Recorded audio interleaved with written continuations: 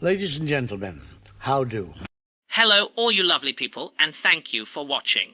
Well, I'm bringing you a delicate story on NHS, staff standards, and patient relations. Not that kind of doctor mate, racist bigots versus the national healthcare system. Should I try to be objective? Objective? A bloke with a broken femur just refused an X-ray because the radiographer had a suntan. Just how am I supposed to be objective about an absolute knuckle-dragger, smooth-brainer, choosing gangrene over diversity? The National Health Service is facing fresh scrutiny today following an alarming report from the Society of Radiographers highlighting a sharp rise in overt racist abuse directed at healthcare workers. According to the survey NHS, staff are increasingly subjected to racial slurs, with a growing number of patients explicitly refusing treatment from non-white doctors, nurses, and specialists. The NHS Race and Health Observatory has condemned the findings, calling for a strictly enforced zero-tolerance policy. I can't believe that people like this walk among us. And the scary thing is that they're allowed to vote. Refusing treatment, really refusing treatment seriously. You are lying on a gurney in A and E with your lung collapsing, your liver crying for help, and your spleen hanging out of your trousers, and your first thought is hang on a minute, mate. What's your lineage? What kind of brain-damaged, lead-paint eating, Victorian era, feudal-brained knob end sits in an emergency room bleeding out and goes, "Oh, I'd love my life to be saved," but only if the person holding the defibrillator looks like they were born in a cottage in the Cotswolds? The radiographer report and the accent paradox. Look at some of the actual examples in this report. Just look at them. A radiographer in Yorkshire.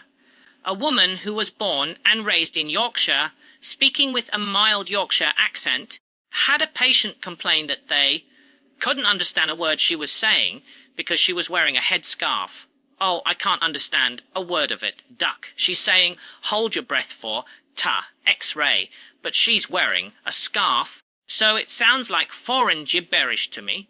Another radiographer, Paul, a man who has lived here for years, speaks flawless English as his first language and has specialized medical qualifications, had a patient turn around and say, "Black people frighten me."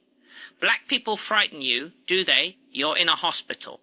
Do you know what should frighten you? Internal bleeding, sepsis, or maybe a massive coronary. Not the qualified medical professional holding the sonogram wand, who is literally trying to stop your internal organs from liquidating. They're taking our jobs. And then we get the classic, the absolute golden oldie of English bigotry. Staff reported patients lying back in hospital beds, looking up at the doctors and complaining about people coming over here, taking our jobs. What jobs are they, Gary? The 110,000 vacant posts in the NHS, the 12-hour night shifts in A&E emptying bedpans and dealing with drunk stag who's vomiting on the floor at 3 a.m. and some bloke with a Hoover pipe stuck up his bum. Is there a line of white English lads from Essex queuing up around the block, desperate to spend 6 years at medical school so they can earn 30 grand a year getting yelled at by pensioners? No, of course there isn't. If every immigrant and non-white staff member in the NHS decided to take a single weekend off, the entire British healthcare system wouldn't just collapse, it would crumble into dust. You'd be lying in a hospital corridor getting your appendix removed by a local plumber using a rusty pair of pliers and a bottle of gin. The Chinese model solution and cannulation. Listen to this one. A radiographer gets called in to help a patient because a junior doctor tried to insert a cannula into a vein and failed. The senior radiographer walks in, and he happens to be black, and the patient looks at him and says, "If a Caucasian doctor tried and failed, how dare you bring a black man in here now?" What went on here is the actual, unadulterated logic of a racist brain. He thinks vein anatomy is tied to empire. He thinks the structural integrity of a human blood vessel depends on the Magna Carta. No, my British veins will only open up for a man whose ancestors fought at the Battle of Waterloo. I don't care if my arm turns blue and rots off. I demand a white man misplace this needle 4 more times. It beggars belief. It is astounding. It is staggering. We are surrounded by people who have the physical anatomy of Homo sapiens, but the intellectual capacity of a lukewarm bowl of porridge. Who is encouraging this? And why is this happening now? Why has there been a noticeable rise over the last 18 months? Because for the last 3 years, politicians, talk radio shock jocks, and clickbait media outlets have been pumping a non-stop, toxic sludge of anti-immigrant rhetoric straight into the nation's bloodstream. They sit in TV studios blaming migrants for energy bills, blaming migrants for the housing crisis, blaming migrants for bad weather. And then they act shocked when some ignorant bigot rocks up to an NHS hospital and thinks he has the God-given consumer right to demand an Aryan nursing team. They've normalized it. They've spent years telling people that anyone with a tan is a threat to the nation, and now you're surprised that gammon-faced Gary won't let a brown sonographer touch his wife's pregnant stomach because doesn't want foreigners touching his bird. He's checking the baby's heartbeat. You absolute melt. He's not trying to elope with her to Marrakech. The proper zero-tolerance policy, the NHS, says it wants a zero-tolerance policy. Here's what I think a real zero-tolerance policy looks like.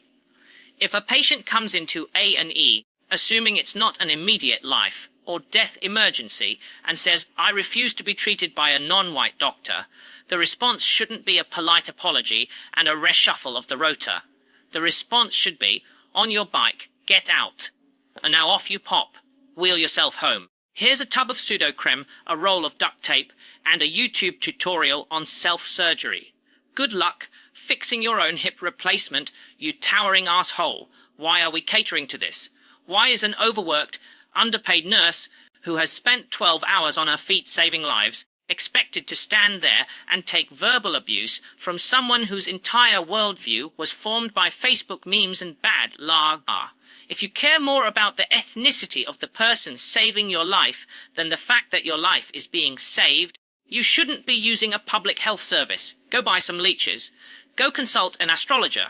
Get a witch to cast a healing spell on you. Go rub some essential oils on your broken ankle and see how far that gets you. And after this disgusting report, NHS, England emphasised today that all patients will continue to receive care based on clinical priority, while reiterating that abuse towards staff will not be tolerated. Did you think that was a bit intense? Intense was it? A man refused a chest X-ray because he's scared of black people. What is wrong with these knuckle-dragging smooth brainers? Is this the result of years of brain rot from watching too much GB News and Talk TV? I despair. Well, folks, if you enjoyed this video, then not only are you lovely people, but you also have great taste, and you should subscribe to Naughty Nan Nadgers for non-grifting North American news from a true Canadian that doesn't want to sell you a tree. And you should also subscribe to the Two Davies for news and politics from a uniquely Scottish perspective with that rantastic Mr. McGuinness and his esteemed co-host, the Charlie Cat, Q Growling Cat.